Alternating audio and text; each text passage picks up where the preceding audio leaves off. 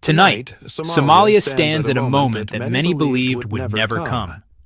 In the heart of Mogadishu, a city that has witnessed empire, independence, dictatorship, collapse, war, and survival, citizens are preparing to vote in a one-person, one-vote election for the first time in more than 57 years. This is not just an election, it is a declaration of endurance by the Somali people, at home and across the world. On Wednesday, December 25, 2025, residents of the Banadir region will elect their district councils through direct voting.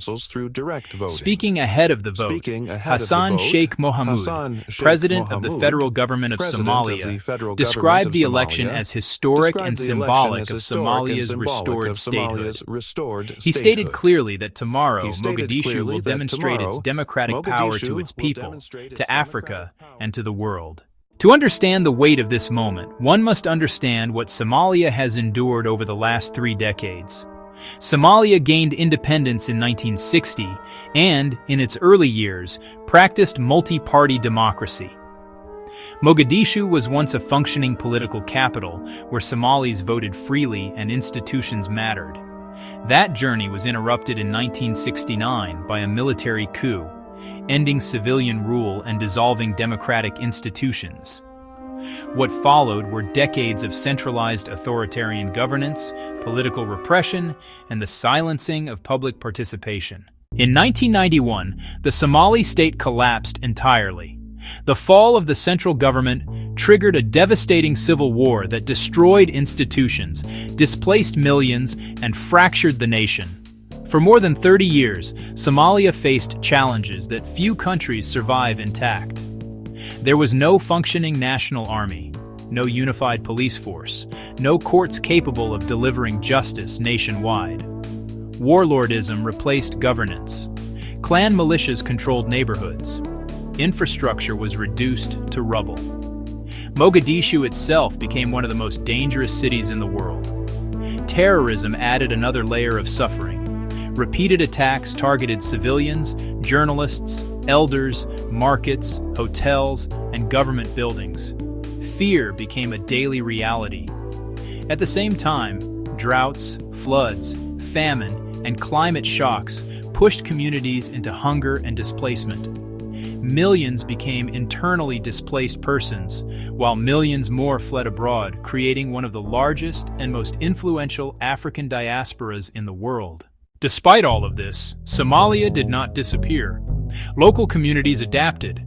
Elders mediated conflicts. Mothers raised families in impossible conditions. Youth sought education wherever it could be found. The Somali diaspora sent billions of dollars in remittances every year, sustaining families and entire local economies when the state could not.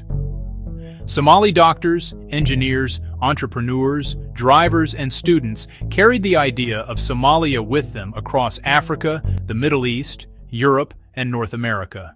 Politically, Somalia relied on survival mechanisms rather than popular democracy. Power-sharing systems based on clan representation replaced elections. Leaders were chosen through negotiations, not ballots. While these systems helped prevent total collapse, they also limited accountability and excluded ordinary citizens from direct participation. For decades, many Somalis grew up believing that voting was something their grandparents talked about, not something they would ever experience. This is why the Banadir election matters. It is not a perfect election, and it is not the final destination, but it is a turning point. Nearly 20 political organizations are competing, something unseen in Mogadishu for generations. Citizens who registered and received voting cards are being called to exercise their constitutional rights. Security forces have been instructed to protect voters and ensure a peaceful process. The message from the presidency is clear. Intimidation, fear, and obstruction have no place in Somalia's future. The election also carries deep meaning for Somalis living outside the country. For the diaspora, this vote represents hope and connection. While many cannot vote directly from abroad, they are watching closely. They see this moment as proof that their homeland is not frozen in tragedy. It tells Somali youth in Minneapolis, London, Nairobi, Dubai, and Melbourne that Somalia is moving forward, slowly but deliberately. It tells investors, professionals, and returnees that Mogadishu is no longer only a city of war, but a city rebuilding its civic life. At the same time, challenges remain real and unresolved. Opposition groups, including the National Salvation Council, argue that the Banadir election is not fully free or fair and accuse the process of favoring certain political interests. These criticisms reflect the fragility of Somalia's political transition. Democracy does not arrive fully formed. It is contested, debated, and refined. What matters most now is that disagreements are expressed through words and institutions, not violence. The eyes of the world are on Mogadishu. International partners see this election as a measure of Somalia's readiness for broader democratic reforms. A peaceful vote will strengthen confidence, encourage further decentralization, and open the door to nationwide one-person, one-vote elections in the future.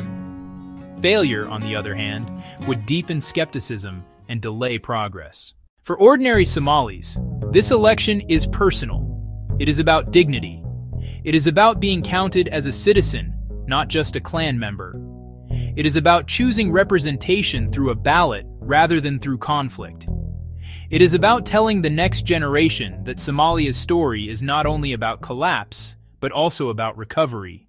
After more than 30 years of war, terrorism, displacement, poverty, and political uncertainty, Somalia is not claiming perfection. It is claiming possibility. Mogadishu, once written off as a failed capital, is once again a place where citizens line up to vote. That alone is historic. Tomorrow, when ballots are cast in Banadir, they will carry the weight of history, sacrifice, and hope. They will speak for those who stayed, those who fled, those who never returned, and those yet to be born. This election does not erase Somalia's pain, but it honors its resilience. After 57 years, the Somali people are reclaiming their voice.